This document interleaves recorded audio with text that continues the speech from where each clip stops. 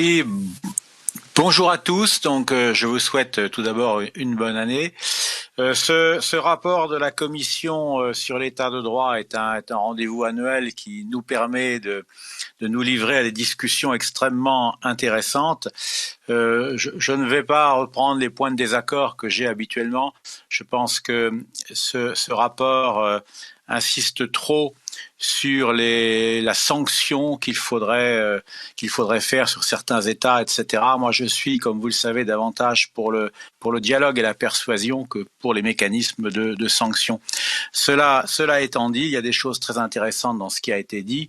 Je suis d'accord avec Monsieur Roberti pour souligner l'importance du principe d'indépendance de la justice par rapport au pouvoir politique. C'est un principe essentiel.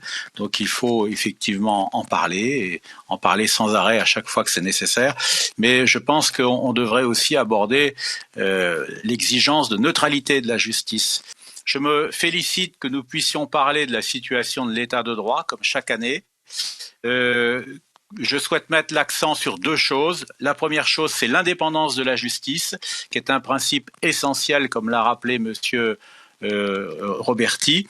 Mais ça ne suffit pas. Je pense qu'il faut aborder aussi l'exigence de neutralité de la justice, car j'observe que dans beaucoup de pays européens, il y a des syndicats de magistrats qui font de la politique et qui discréditent ainsi l'image de neutralité de la justice, ce qui est très grave. Deuxième thème, c'est la situation des libertés face à l'épidémie de Covid-19.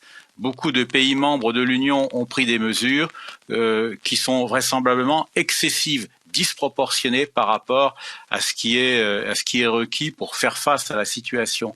Donc je souhaite aussi qu'on profite de ce rapport pour évoquer cette question.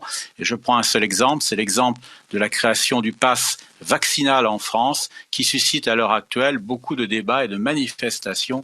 Donc il faut nous pencher sur la question. Voilà, je vous remercie.